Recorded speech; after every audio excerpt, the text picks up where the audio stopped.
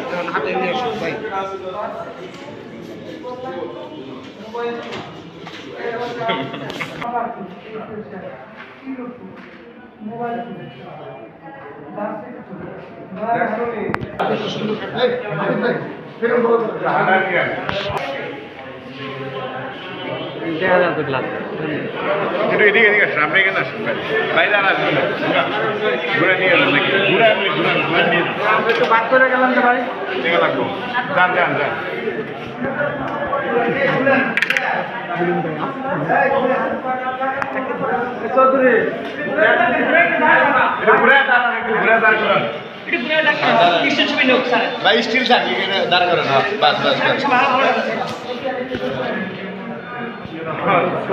4/3/2025 খ্রিস্টাব্দ তারিখে দুপুর আনুমানিক 12টা 30 ঘটিকার সময় আশুলিয়া থানার নবাগত যে অফিসার ইনচার্জ ছিলেন তিনি চেয়ারে বসা থাকা অবস্থায় একজন ব্যক্তি এই রুমে ঢোকার পরে তিনি বলেন যে আমাকে বিএনপির দপ্তর অফিস থেকে পাঠানো হয়েছে। তারপরে কিছু সাংবাদিক তাকে জিজ্ঞাসা করে দপ্তর অফিসে আপনার পোস্ট কি? তখন তিনি বলেন যে আমি ওখানকার পিয়ন। তো তারপরে উনি বলেন যে আপনি কী জন্য এসেছেন? তো বলেছেন যে দপ্তর অফিস থেকে আমাকে পাঠানো হয়েছে যে বর্তমানে যে অফিসার ইনচার্জ এসেছেন তিনি ছাত্রলীগের লোক কি না এটা যাচাই বাছাই করার জন্য তাকে পাঠানো হয়েছে। এবং এটা নিয়ে অফিসার ইনচার্জের রুমে একটা বাক বিতণ্ডা শুরু হয়ে যায় এবং বাক বিতণ্ডা থেকে সেটা মানে সারা দেশে এটা ভাইরাল হয়ে যায় যে অফিসার ইনচার্জের রুমে ঢুকে এক জনৈক ব্যক্তি বিএনপির পরিচয় দিয়ে এরকম একটা করবে। তো এই বিষয়টা আমাদের ঢাকা জেলা পুলিশের সুযোগ্য পুলিশ সুপার স্যারের নজরে আসে এবং তিনি সার্বিকভাবে নির্দেশ প্রদান করেন যে যে করে হোক এই দুষ্কৃতকারীকে গ্রেপ্তার করতে হবে। তো তাৎক্ষণিকভাবে আমাদের ঢাকা জেলা পুলিশের একটা চৌকস দল বিশেষ করে গোয়েন্দা টিম এটা নিয়ে কাজ করা শুরু করে দেয়। তখন দেখা যায় যে উক্ত ব্যক্তির নাম সুমন, তার বাড়ি চাঁদপুর শাহরস্তি থানায়। তো সে এই এলাকায় থেকে ওই ঘটনার পরেই সে এখান থেকে পলাতক হয়ে চলে গেছে। এরপরে বিএনপির পার্টি অফিসে খোঁজ নেওয়া হয় যে এরকম কোনো ব্যক্তি আছে কি না।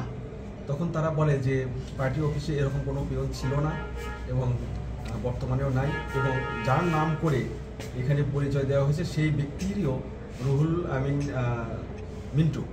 তো রুহুল আলম মিন্টু তারও এখানে রকমের এই কেন্দ্রীয় কোনো পদ পদবি নাই, বিএনপির সাথে সম্পৃক্ততা নাই। তো এটাও আমরা তাদেরকে প্রতিবাদ জানানোর পরে তারা বলেছে যে এরকম নাই তাদের। তো তারপরে আজকে আমরা অনেক অভিযান চালানোর পরে আজকে আমরা তাকে চাঁদপুর জেলার চিস্তি নামক জায়গা থেকে তাকে আমরা গ্রেপ্তার করে আজকে আমরা আসলে থানায় নিয়ে আসার পরে তাকে আমরা ব্যাপক জিজ্ঞাসাবাদ করি যে তিনি কেন এটা করেছেন। তো তিনি প্রাথমিক জিজ্ঞাসাবাদে তিনি যে কথাটা জানিয়েছেন যে তিনি একসময় এই এলাকায় আশুলিয়ার শিল্প এলাকায় শ্রমিকের একজন নেতা হিসেবে ছিলেন, বর্তমানে আর ওই জায়গা থেকে তিনি নাই। তবে কারো উস্কানি মানে তিনি এই এলাকায়, যেহেতু এলাকায় বর্তমানে শান্তি শৃঙ্খলা ভালো আছে, এই এলাকায় অস্থিতিশীল কীভাবে তৈরি করা যায় সেটার জন্য কারো উস্কানিতে এটা করেছেন। এবং আশুলিয়া এলাকায় যাতে কোনো অফিসার ঠিকমতো না বসতে পারে, কাজ করতে না পারে, এই জন্য তিনি কারো উস্কানিতে এটা করেছেন। তো সেটা আমরা আইনগতভাবে আগাবো, তাকে আমরা যে আইনগত যে প্রক্রিয়া আছে সে প্রক্রিয়া তাকে বিজ্ঞ আদালতে সুপর্দ করব।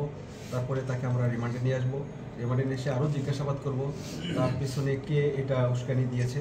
সব কিছুতেই আমরা এটা নিয়ে আসবো, কারণ বর্তমানে পুলিশ যেভাবে আগানোর চেষ্টা করছে এবং এটা পুলিশকে বিতর্কিত করার জন্য যে অপচেষ্টা যারা চালাচ্ছে তাদেরকে কখনো ছাড় দেওয়া হবে না এবং পুলিশ তার নিজস্ব গতিতে আইন নিয়ে কাজ করবে এবং এটা নিয়ে সামনের দিকে আগাবে।